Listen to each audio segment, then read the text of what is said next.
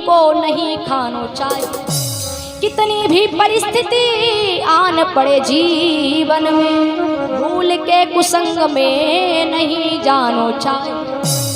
कहे चाहे लोग जब सब कितना भी भला बुरा, स्वप्न में भी क्रोध को नहीं लानो चाहिए।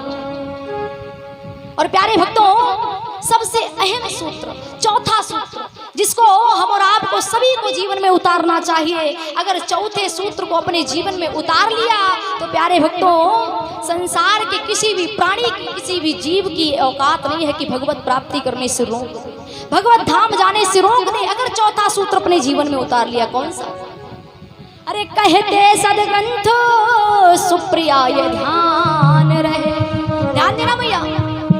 कहते सदग्रंथ सुप्रिया ये ध्यान रहे, अरे पाकर नर देहा हरि नाम गानो चाहिए। क्या कहना चाहिए? पाकर नर देह हरि नाम गानो चाहिए।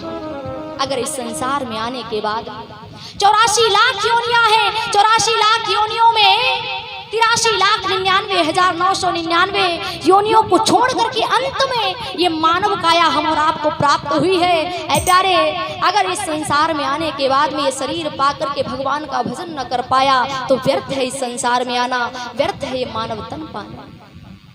ब्रज के संत बड़ा सुंदर भाव दिया करते हैं। आइए सभी लोग करतल ध्वनि करते हुए मीठी मीठी तालियों के साथ इसी भाव को श्रवण करेंगे और तालियां भी बजाएंगे, और उसके बाद पूज पाठ श्रद्धे महाराज जी का स्वागत भी करेंगे, उनका भी पदार्पण होने वाला है।